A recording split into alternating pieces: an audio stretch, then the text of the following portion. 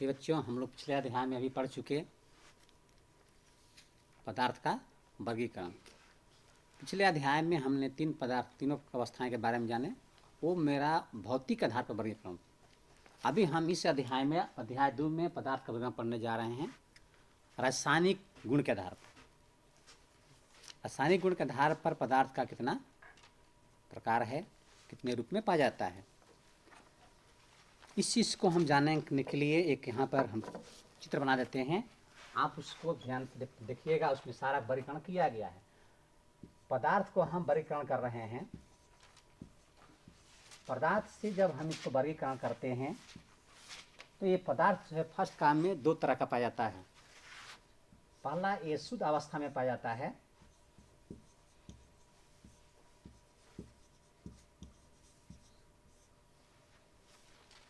दूसरा ये जो है अशुद्ध अवस्था में पाया जाता है।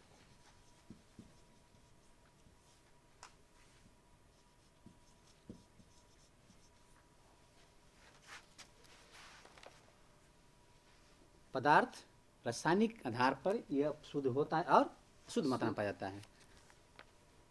अब इस शुद्ध पदार्थ का भी वर्गीकरण करते हैं।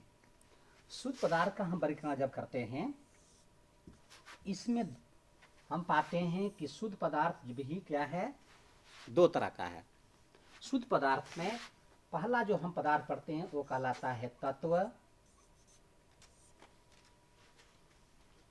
और दूसरा जो हम जानकारी करते हैं वो होता है यौगिक।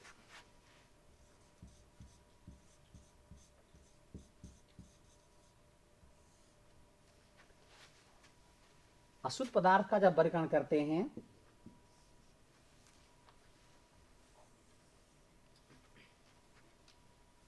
अशुद्ध पदार्थ भी मेरा 2 तरह का है।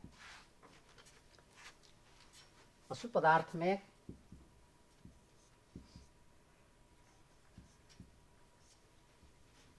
समांग मिश्रण होता है,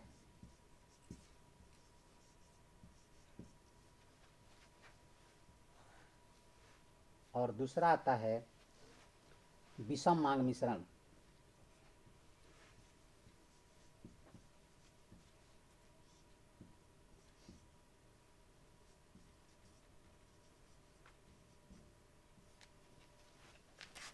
इस प्रकार का यहाँ हमारा पदार्थ का वर्गीकरण होता है। शुद्ध पदार्थ में हम जब इसको वर्ग करते हैं, वर्गीकरण में अलग अलग करते हैं, तो एक तत्व के रूप में आता है और एक यौगिक के रूप में आता है। अशुद्ध पदार्थ क्या है? अशुद्ध पदार्थ में हम लोग जिसको हम लोग कहते हैं मिश्रण, क्या कहते हैं? मिश्रण कहते हैं उसको। इस प्रकार से रासायनिक गुण के आधार पर पदार्थ का 3 भाग होगा। पहला भाग तत्व, दूसरा भाग यौगिक, तीसरा भाग मिश्रण। ये रासायनिक क्रिया के लिए तीनों बहुमूल्य है। इसमें हम सबसे पहले जानकारी करेंगे तत्व क्या है। पदार्थ हम पढ़ चुके हैं पहले पाठ में, पदार्थ क्या है। अभी हम जानकारी करेंगे इसकी शुद्ध पदार्थ में जो शुद्ध और अशुद्ध मात्रा आई, उस शुद्ध पदार्थ में मेरा तत्व क्या है। तत्व की जानकारी परिभाषा है, ऐसा पदार्थ जिसको हम 2 या 2 से अधिक भागों में क्या कर सकते हैं, विभक्त नहीं कर सकते हैं, नहीं टूटेगा। ऐसा पदार्थ जिसको हम चाहे भौतिक विधि से या रासायनिक विधि से उसको 2 या 2 से अधिक भागों में विभक्त नहीं कर सकते हैं, वो कहलाता है तत्व। इसका परिभाषा, तत्व क्या है? वह पदार्थ जिसको रासायनिक विधि से या भौतिक विधि से 2 या 2 से अधिक भागों में विभक्त नहीं कर सकते हैं या नहीं बांट सकते हैं, उसको कहते हैं तत्व। ये तत्व रहा। यौगिक, यौगिक क्या है? यौगिक में 2 या 2 से अधिक पदार्थ मिले रहते हैं, उनका संयोग होता है तब बनता है यौगिक। तत्वों में जैसे मान लीजिए आपको हम देंगे ऑक्सीजन को तोड़िए, टूटेगा ऑक्सीजन? ऑक्सीजन को तोड़ क्या बनाएंगे? ऑक्सीजन टूटने वाला, अर्थात वो एक तत्व रूप में है। लेकिन यौगिक के रूप में अगर हम जल को आपको देंगे दो भाग करने के लिए, जल क्या होगा? दो भाग होगा? जल दो भाग होगा। जल का दो भाग होता है। जल का निर्माण हाइड्रोजन और ऑक्सीजन से होता है। इसमें दो तत्व क्या हो गए? तत्व मिले, अर्थात दो तत्वों के संयोग से जो आपका पदार्थ बनता है वो कहलाता है यौगिक। इसमें दो तत्व हैं, परंतु इस यौगिक जो बना है ये शुद्ध पदार्थ है, दोनों हमारा फिर अलग अलग हो जाएगा, लेकिन रासायनिक क्रिया के द्वारा होगा। मिश्रण, मिश्रण में है यह जो है दो या दो से अधिक क्या है पदार्थ इसमें मिले हुए हैं, विषमांग अनुपात में मिलते हैं, इसमें समांग अनुपात में मिलते हैं, परंतु इसको हम क्या कर सकते हैं? अलग अलग कर सकते हैं। मिश्रण में क्या कर सकते हैं? अलग अलग कर सकते हैं, लेकिन तत्वों को अलग अलग नहीं कर सकते हैं। वही यौगिक को भी उसका दोनों रूप को हम अलग अलग पा सकते हैं, लेकिन रासायनिक विधि के माध्यम से। मिश्रण में भौतिक विधि से भी क्या हो जाएगा? अलग अलग हो जाएगा। ये हुआ। तो फर्स्ट काम है मेरा, तत्व क्या है? तत्व वह क्या है? वो पदार्थ है जिसको हम रासायनिक या भौतिक विधि के द्वारा अलग अलग नहीं कर सकते हैं, अर्थात को विभाजित नहीं कर सकते हैं। वही यौगिक, यौगिक को हम क्या कर सकते हैं? अलग, उसको जानकारी अलग प्राप्त कर सकते हैं। इसमें दो तत्व क्या रहते हैं? एक साथ मिले रहते हैं। इन दो तत्वों के संयोग से क्या बनता है? यौगिक बनता है। लेकिन वहीं पर पहुंचिएगा, जब मिश्रण के बारे में जाइएगा तो मिश्रण क्या है? मिश्रण भी है। तो मिश्रण जो है वैसे पदार्थ का मिश्रण होता है जिसको हम क्या कर सकते हैं? उसमें तत्वों या यौगिकों का क्या करता है? मिश्रण होता है। अनुपात, समान अनुपात में क्या करेंगे? दोनों को मिला करके बना हुआ है यह मिश्रण। इसमें तत्व भी मिल सकता है, दोनों तत्व, या दोनों यौगिक भी मिल सकता है, या तत्व यौगिक दोनों मिल सकता है। समझ गया? मिश्रण में तत्व यौगिक दोनों मिल सकता है, मिश्रण बन जाएगा। यौगिक में दो तत्व मिलेंगे तो क्या बनेगा? एक यौगिक बनेगा। लेकिन तत्व क्या है? अपने आप अकेले, उसमें कोई मिश्रण मिलावट नहीं है, उसको हम दो भागों में बांट नहीं सकते हैं, वो कहलाता है तत्व। क्वेश्चन पूछेगा आपसे तत्व यौगिक में क्या अंतर है, तो इस प्रकार से हम जानकारियां करते हैं। तो हम आप आगे चलते हैं। तत्व, तत्व का कुछ यहाँ पर जानकारियां करनी है। तत्व के गुण क्या हैं, हम उसका गुण जानकारी करेंगे। तत्व का गुण क्या है, जब गुण जानकारी करेंगे उसके बाद हम जान जाएंगे कि तत्व में तब यौगिक और तत्व में अंतर ला सकते हैं। पहले हम उसमें जानकारी करेंगे तत्व का गुण।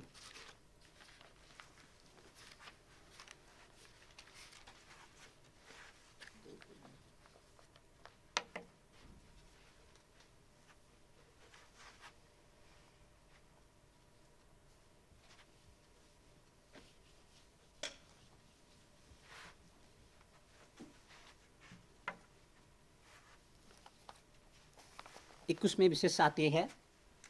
अभी हम तत्व का वर्गीकरण, किसका वर्गीकरण? तत्व, तत्वों का वर्गीकरण।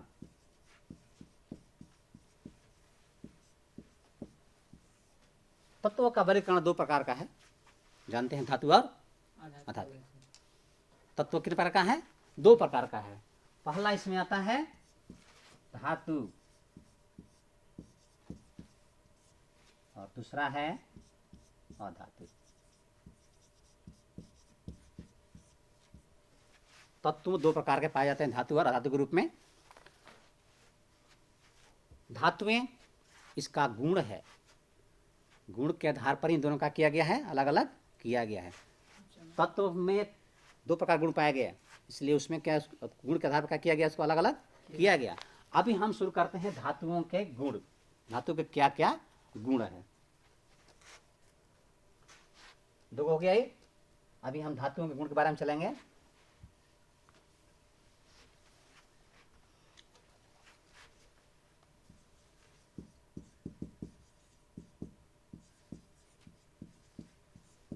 धातुओं का गुण, ऐसे इसका 7-8 गुण है, लेकिन हम लोग कुछ हम चलेंगे 4-5 गुणों की जानकारी कर लेंगे। पहला इसका गुण होता है, धातु में क्या होती है? चमक होती है। उसको लिख सकते हैं।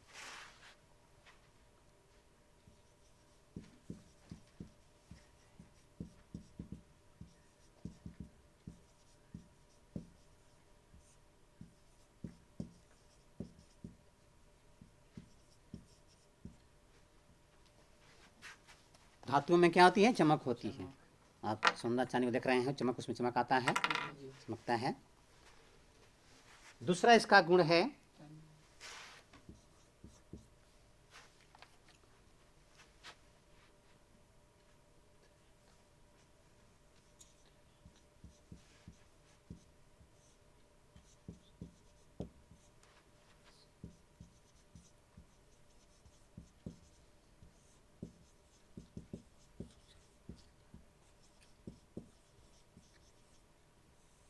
धातुएं ऊष्मा बदल का क्या होती है? सुचालक ना।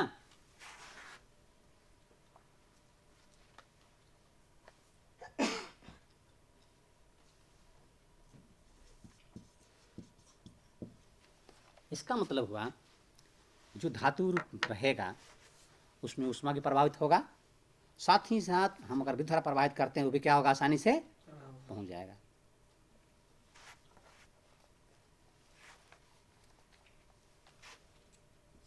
तीसरा इसका गुण आता है,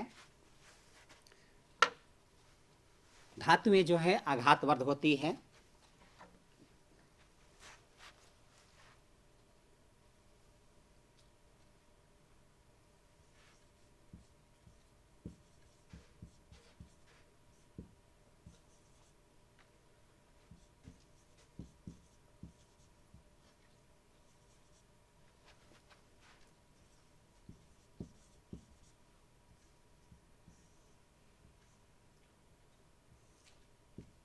धातुएं आघातवर्धनीय होती है। आघात मतलब धातुओं को हम पीट पार करके सीधा कर सकते हैं। उसको अगर टेढ़ा हो गया है, ठूठा करके कर सकते हैं, हम सीधा कर सकते हैं।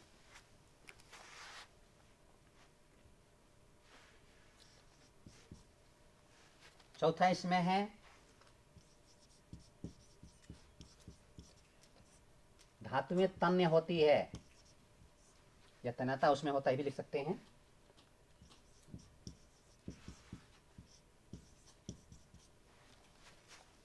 अच्छी धातुएं अगर है, अगर सोना को लिया जाए, सबसे तो महंगा पड़ेगा, उसका उतना लंबा कोई नहीं बनाएगा, लेकिन सबसे अब तन्ने में सोना आता है, उसको छोटा सा भी लिया जाता है, अगर उसको पीट पड़ कर थोड़ा लंबा बढ़ जाएगा।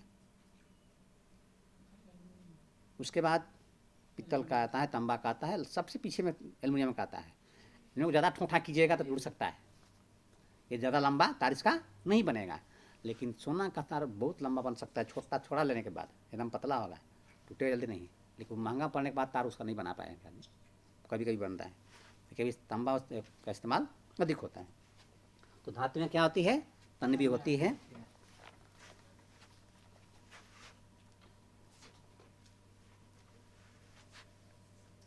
और पांचवा इसमें है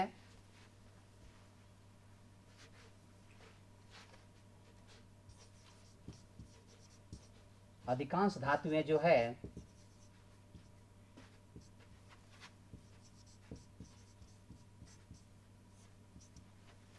कमरे के ताप पर ठोस होती है।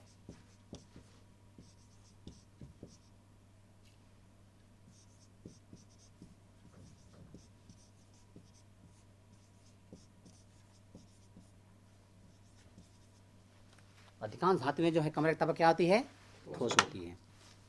लेकिन इसमें एक धातु है, इसका अपवाद में, इसको हम लोग क्या कहते हैं, जो कमरा के ताप में पिघल जाएगा, ठोस नहीं होता है। इसका नाम बता दीजिए। नहीं मालूम? पारा का नाम सुने हैं? जी। पारा एक ऐसा धातु है, अपवाद में है, कि वो कमरे के ताप पर क्या रहेगा? पिघला ही रहेगा, वो ठोस रूप में नहीं आएगा। इसलिए कुछ न कुछ कभी कभी कुछ उल्टा होता है एक दो चीजें। इस प्रकार से ये धातुओं का गुण हुआ। पहले मैं लिखा था तत्वों का वर्गीकरण, दो प्रकार का तत्व, धातु और अधातु। ये धातुओं का मेरा रहा वर्गीकरण। ये धातुओं के गुण हुआ यहाँ, धातुओं का गुण के आधार। ये धातु में इतना गुण पाया गया, ये धातुओं का गुण रहा, इसलिए धातुओं का गुण क्या क्या है। धातु गुण कौन कौन है? धातुओं में चमक होगी, उष्मा विद्युत का क्या रहेगा? सुचालक होगा। धातु में आघातवर्ध होगी यानी चोट पर सड़ सकती है। धातु में तन होगी, उसको हम लंबा खींच बढ़ा सकते हैं पीठ पर करके। साथ ही साथ अधिकांश धातु क्या होती है? कमरे के ताप पर ठोस बनी रहेगी, वो जल्दी पिघले घुलेगी नहीं। उसी प्रकार से आता है अधातु। अभी दूसरा है, हम अधातु का गुण पढ़ेंगे।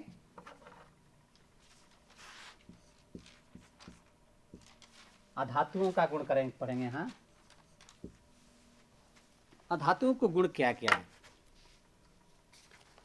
अगर इसी चीज को आप उल्टा बोल सकते हैं तो भी काम चल जाएगा। अधातु के बारे में भी जो यहाँ आपको दिया गया है लिख सकते हैं। धातुओं में चमक नहीं होती है, आप वहां नहीं लगा सकते हैं, हेलो है। साथ ही अधातुएं जो है उष्मा और विद्युत का क्या करती है? सुचालक नहीं, कुचालक होती है। सुचालक नहीं भी कर सकते हैं, एक ही चीज है, कुचालक लिखिए चाहे सुचालक लिखिए, नहीं होती है। फिर साथ यहाँ सब में आप नहीं जोड़ सकते हैं, हो जाएगा, हो गया।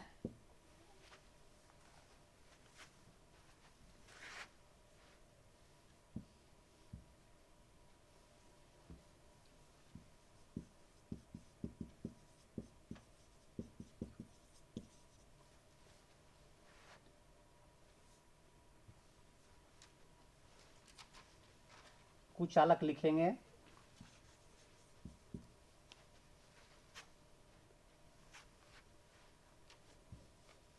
और तीसरा उसी तरह लिखेंगे, आघातवर्धीय नहीं होती है, या इसको लिख सकते हैं भंगुर होती है ना जी।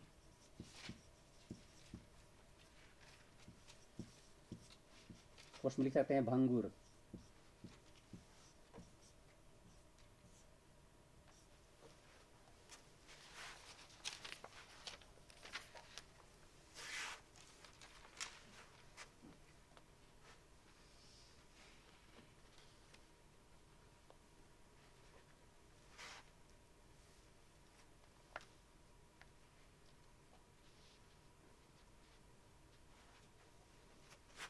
अब यहाँ अधिकांश जो आपका धातुएं होंगी, अब धातु नहीं है क्या लिखाएगा?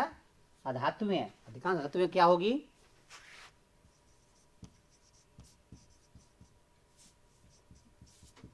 कमरे के ताप पर ठोस नहीं होगी, क्या हो जाएगी?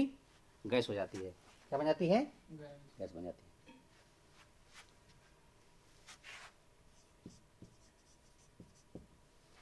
गैस की अवस्था में हो जाती है। इस प्रकार से इन तत्वों का वर्गीकरण रहा। वर्गीकरण के आधार पर तत्वों को दो भाग बांटा गया, धातु और अधातु के रूप में। ये धातु का गुण आपको पहले बताया गया, अभी ये क्या रहा? धातु का गुण रह गया। इस प्रकार से इसी जो गुण को अगर प्रश्न पूछता है धातु धातु में क्या अंतर है, तो आप इसको लिखा कर सकते हैं, लिख सकते हैं, वही आपका अंतर क्लियर हो जाएगा। अर्थात उसके जो गुण होंगे उस गुण को आप केवल लिख दीजिएगा तो आपका क्या हो जाएगा? अंतर क्लियर हो जाता है। इस प्रकार से हम जानकारी करते हैं। अब उसके बाद तत्व के बारे में, उसके बाद क्या लिखाया गया है? यौगिक। अभी क्या करने जा रहे हैं हम लोग? यौगिक के बारे में पढ़ेंगे, हो गया।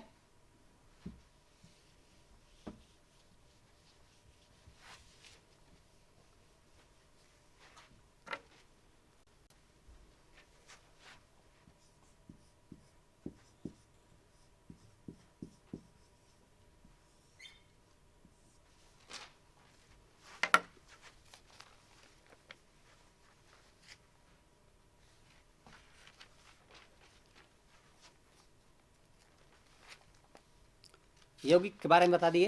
यौगिक क्या है? दो तत्वों का मिश्रण है। हाँ, दो तत्वों का क्या है? संयोग से बनता है यौगिक। हाँ,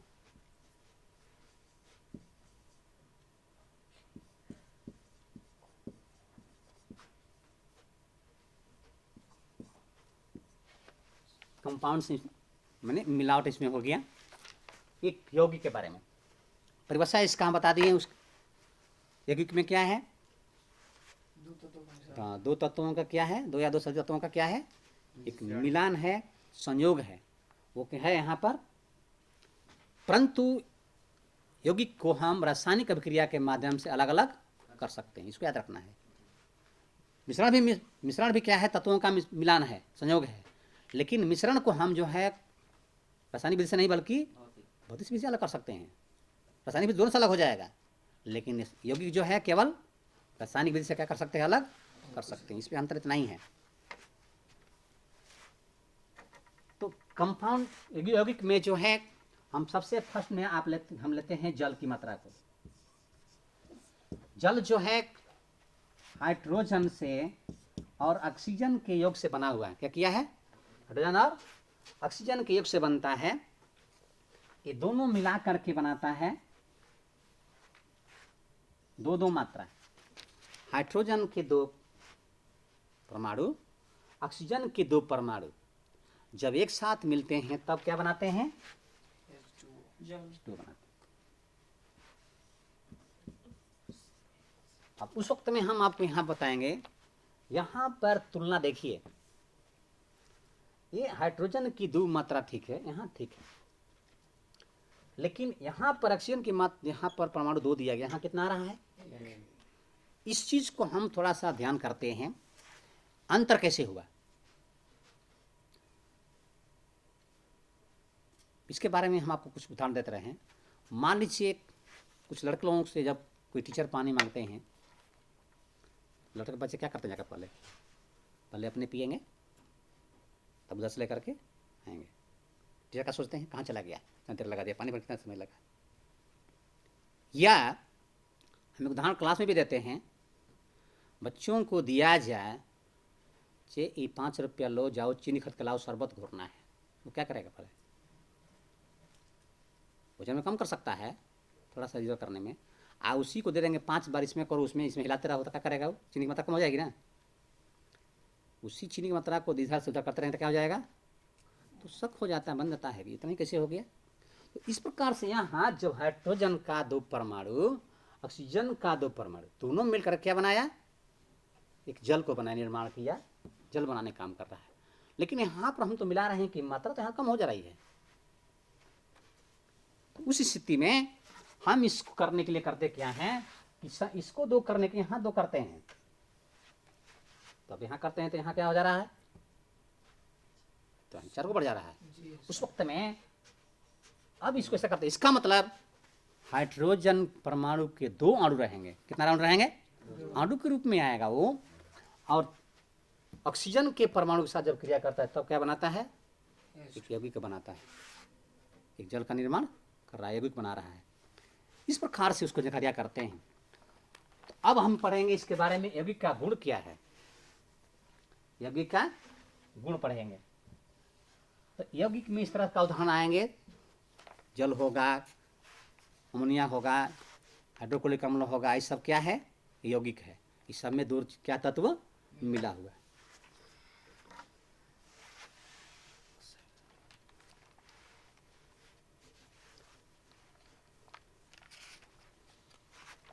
यौगिक का गुण में है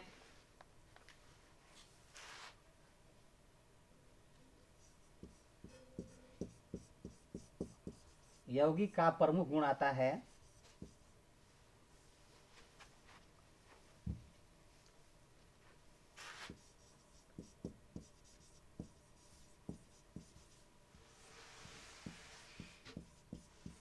गुण पढ़ेंगे, यौगिक का प्रमुख गुण क्या क्या है।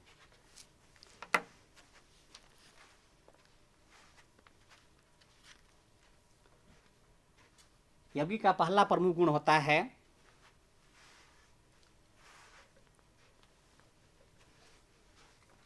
यौगिक जो है, उस यौगिक में जो अवयव तत्व के रूप में पाया गया है, तत्व से बना यौगिक, तो जो उसका अवयव होता है तत्व में, वो हम रासायनिक विधि से या यांत्रिक विधि से अलग कर सकते हैं, लेकिन यांत्रिक विधि से या भौतिक विधि से हम क्या कर सकते हैं? उसको अलग नहीं कर सकते हैं। पहला गुण है यौगिक का, मैं पहले बोला, यौगिक को रासायनिक विधि से अलग कर सकते हैं, लेकिन भौतिक गुण से या यांत्रिक विधि से हम उसको अलग अलग नहीं कर सकते हैं। तत्व दोनों अलग अलग नहीं होगा, ये उसका पहला गुण है। दूसरा उसका गुण आता है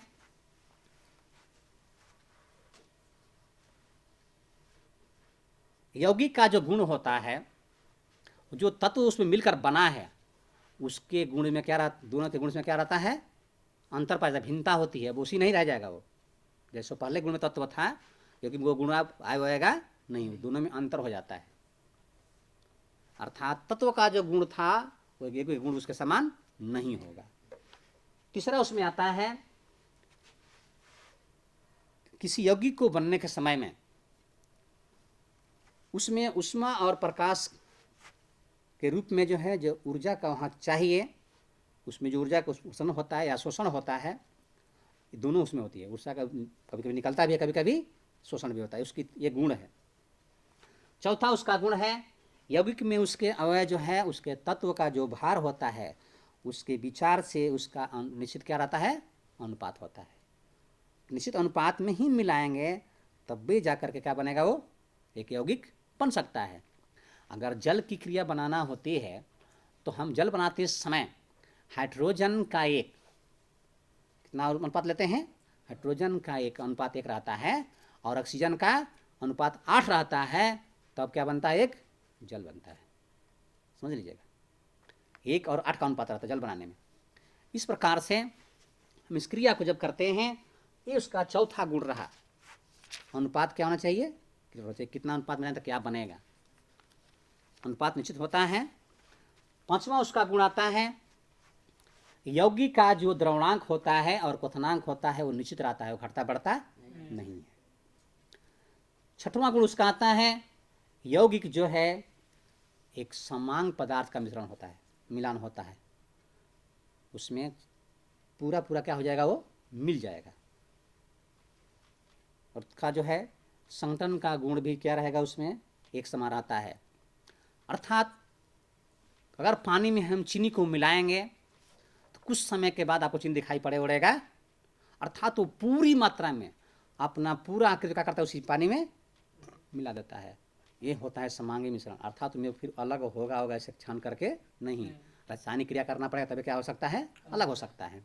ये उसका उदाहरण रहता है। इस प्रकार से यौगिक का ये गुण अपना है, प्रमुख गुण है। पहला गुण क्या रहा, वो रासायनिक विधि से अलग किया जाता है। हाँ, भौतिक विधि से अलग नहीं कर सकते हैं। दूसरा उसमें रहा, दूसरा उसको हम क्या कर सकते हैं, दूसरा गुण में उसका है कि उसको अवयव जो है, जो तत्व का अवयव था और जो अभी यौगिक बन रहा है, उसका गुण दोनों का रहेगा, भिन्न रहेगा, अंतर रहेगा, उसमें अलग रहेगा। तीसरा में जो है उसमें जो ऊर्जा का कभी कभी क्या होगा, उत्सर्जन होगा और कभी कभी शोषण भी होता है। पांचवा गुण है उसमें यौगिक बनते समय एक निश्चित अनुपात में क्या किया जाता है, मिलान किया जाता है। इस प्रकार से वहाँ पर दिया गया है। और उसका पांचवा गुण बताया गया, उसका द्रवणांक और क्वथनांक क्या रहेगा, एकदम निश्चित रहेगा, वो इधर उधर बदलेगा नहीं। और छठवां उसमें गुण दिया गया, उसका जो मिश्रण बनता है, जो यौगिक बनता है, जो मिलता है, समांग मतलब समान बराबर भागों में क्या हो जाएगा, एकदम मिल जाएगा। वो अलग अलग होगा नहीं, वो दिखाई नहीं पड़ता है, बिना रासायनिक क्रिया के अलग अलग होने वाला नहीं है। इस प्रकार से इसका क्या रहा, 6 गो इसका मुख्य गुण रहा। तत्व कितना मुख्य था, तत्व में कितना मुख्य गुण लिखाया गया, तत्वों में भी उसको गुण लिखाया गया। हाँ, इस तरह से तत्व का भी 5 गुण है। तत्व में 2 प्रकार का, धातु और धातु के रूप में। अब धातु का अलग गुण और अधातु का अलग गुण, उसको जरूर याद रखिएगा, वो परीक्षा में पूछता है कभी कभी, इसलिए दोनों भाग में हम क्या कर सकते हैं, अंतर लिख सकते हैं। ठीक है, अगला बात आगे बताएंगे क्या क्या करना है यौगिक के बारे में। खत्म।